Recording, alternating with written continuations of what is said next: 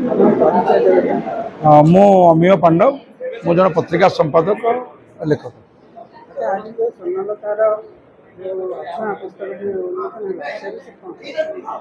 ये सुनलता मल्लिक जो पुस्तक आज उन्मोचित है कविता संकलन अछुआ ये गोटे बहुत बड़ समाज को बाट देखेब।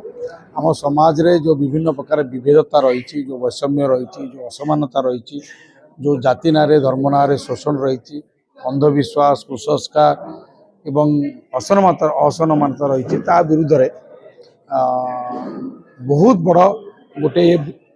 वैप्लविक ग्रंथ समाज संस्कार दिगरे एवं समता एवं ममता पूर्ण गोटे समाज गठन दिगरे एभली साहित्यर एभली कविता पुस्तकर एभली गल्प पुस्तक बहुत आवश्यकता अच्छी। आज भली दिन में जो कविता पुस्तक उन्मोचन है जो सभाटी है ये बहुत बड़ा गोटे ऐतिहासिक माइल खुंट हम। आगामी दिन में जो युव प्रतिभा माने साहित्य संसार रे प्रवेश कर केमिति समाज प्रेमी हेबे, माटी मनस्क हेबे, मनीष को भल पाइबे एवं सबुरी ऊर्ध्वर मनीष ये कथाटा विचार करेंगे एवं समस्त प्रकार जो संकीर्णता अच्छी मनीष को मनीष ठारू उच्च नीच बड़ छोट देखेबार श्रेष्ठ निकृष्ट देखेबार जो विकृत एवं विभत्स सब व्यवस्था अच्छी से व्यवस्था केमिति भांगिब, समस्ते केमिति साम्य एवं सौम्य से भली गोटे व्यवस्था भितर समस्ते रहिबे ए दिगरे एटा बाट करेब। से दिगरु सोनंकर उद्यम बहुत प्रशंसनीय। आम समस्त शुभेच्छा जनाऊँ आगामी दिन में तांकर जो स्वप्न अच्छी से स्वप्न सफल हो एवं केवल गोटे कविता बही रे से अटके न जाई शह शह सहस्र कविता एवं साहित्य सृष्टि से मनोनिवेश करंतु एवं समाज रे संस्कार आनिबारे समाज को आहरी सड़ख करिबारे से गोटे बहुत बड़ा भूमिका नियंतु यही आम कामना और शुभेच्छा। अभिराम मल्लिक, राज्य संयोजक all Odisha SC ST OBC minority joint action committee.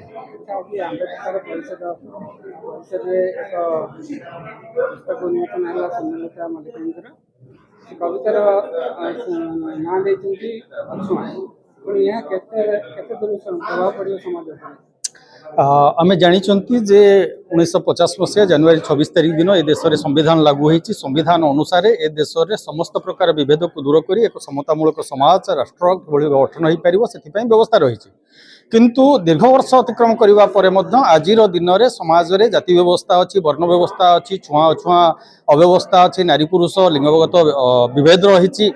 तो ये समस्त प्रकार विभेद विरुद्ध रे स्वर उत्तोलन करी ये समस्त प्रकार अव्यवस्था किभली भाव में दूर हो पार, किभली भाव में लोक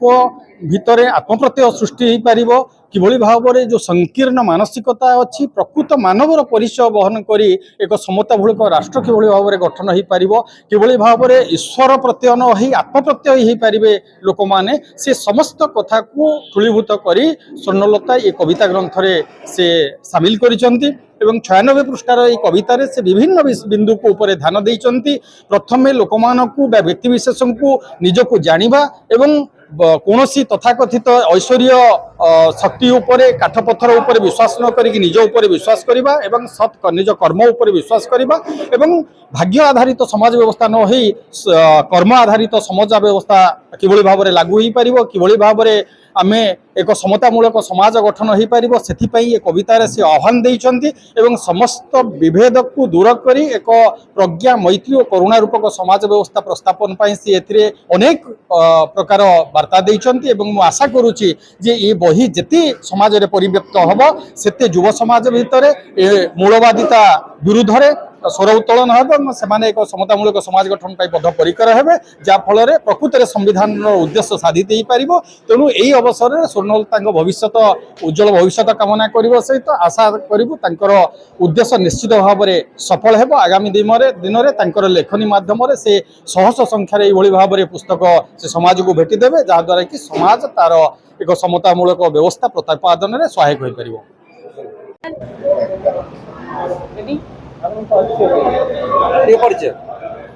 नमस्कार, जय भीम।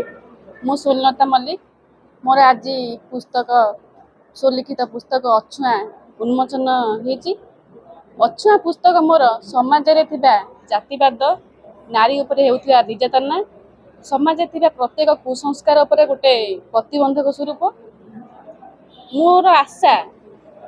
ଅଛୁଆଁ ପୁସ୍ତକ ସମସ୍ତଙ୍କ ପାଖରେ ଗହଣୀୟ ହବ ସମସ୍ତେ ସେଥିରୁ କିଛି ନା କିଛି ଶିଖିବେ। ଅଛୁଆଁ ପୁସ୍ତକ ଲେଖିବାର କାରଣ ଏଇଟା ହେଉଛି ଯେ ମୋ ସମାଜରେ ଥିବା ପ୍ରତ୍ୟେକ ମଣିଷକୁ ଜାଗୃତ କରିବା ସମାଜର ମୁଖ୍ୟ ସ୍ରୋତରେ ସାମିଲ କରିବା ସେମାନଙ୍କୁ ଆଗ ଧାଡ଼ିରେ ଆଣିବା ଯାହା ମୋତେ ଆଜି ସମସ୍ତଙ୍କ ଅତିଥିମାନଙ୍କ ସହଯୋଗରେ ସାଫଲ୍ୟମଣ୍ଡିତ ହେଇଛି ସେଥିପାଇଁ ମୁଁ ଗର୍ବିତ। ଆଉ ମୋତେ ସହଯୋଗ କରିଥିବା ପ୍ରତ୍ୟେକ ବ୍ୟକ୍ତି ସିଏ ଅତିଥି ହୁଅନ୍ତୁ ସମ୍ମାନିତ ଅତିଥି ହୁଅନ୍ତୁ କିମ୍ବା ଆପଣମାନେ ହୁଅନ୍ତୁ ମୋତେ ସହଯୋଗ କରିଥିବା ପ୍ରତ୍ୟେକ ମଣିଷଙ୍କୁ ମୁଁ ହୃଦୟରୁ ଅଭିନନ୍ଦନ ଆଉ ଧନ୍ୟବାଦ ଜଣାଉଛି। ବେଶୀ କିଛି କହିବି ନାହିଁ ଏତିକି କହିବି ଯେ ମୋ ଅଛୁଆଁ ପୁସ୍ତକକୁ ସମସ୍ତେ ପଢ଼ନ୍ତୁ ଏବଂ କ'ଣ ସେଥିରେ ଅଛନ୍ତି ସେଇଟା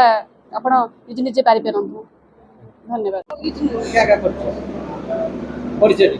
सुजाता साहाणी अध्यापिका इंदिरा गांधी महिला महाविद्यालय। हाँ आज स्वर्णलता मल्लिकर ये जो पुस्तक अछुआर प्रकाशन है अछुआ प्रकृत रे एक गोटे साहित्य लिखा जाउथिबा साहित्य नुहे अछुआ गोटे आंदोलन अछुआ गोटे संघर्षर गोटे पदक्षेप आम समाज रे वर्ष वर्ष धरी जुग जुग धरी जो जातिवाद नारे धर्म नारे जाति नारे लिंग नारे श्रेणी नारे मनीष मनीष भितर जो असमानता अच्छी भेदभाव अच्छी एवं ताकू नहीं मनीष जी शोषित निर्यातित पीड़ित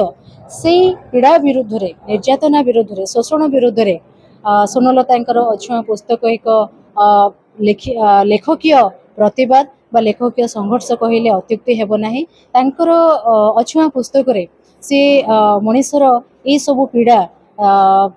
जातिगत हिंसा लिंगगत असमानता धर्म नारे मनीष को शोषण सांप्रतिक समाज विभिन्न प्रकार जो व्यवस्था आम देखुचे जे आमर युवक मानकर अवस्था छात्र मानकर अवस्था कौन अच्छी तो से सब संपर्क रे से लिखिचंती एवं तार से समस्या गुड़िकर कारण माने कहिचंती एवं सेतिर समाधान रास्ता से बाहर करचंती एवं से समाधान रास्ता होची संगठित विप्लव। जदि आमे समस्ते ये भोगुथिबा समस्या बा आमे जो परिस्थिति को सामना करूचु से परिस्थिति बा स्थितावस्था विरुद्ध रे समस्ते संगठित हो संघर्ष न करिबा ताहले एतिरो मुकुळीबार कोनोसी रास्ता नाही एवं जहाँ हमको डॉक्टर आंबेडकर जहाँ जो रास्ता देखैचंती फुले पेरियार बिरसा मुंडा सावित्रीबाई फुले एमाने हमको जो रास्ता देखै जाइछंती ताहा ही संघर्षर विप्लवर रास्ता ताहा ही मुक्तिर रास्ता। नमस्कार मु प्रज्ञा परमिता मल्लिक आज ये पुस्तक उन्मोचन दिवस रे मुझे उपस्थित हो निजक धन्य मन करुच्ची। आज मु से बहीटू आरंभ रू शेष पर्यंत पढ़ी सान भौणी स्वर्णलता 22 वर्ष बयस रे गोटे 100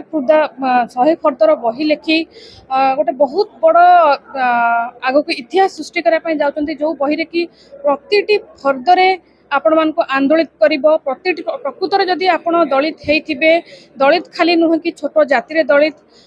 समाज रे जो दलित थांती उच्च नीच कला गोरारे भेदभाव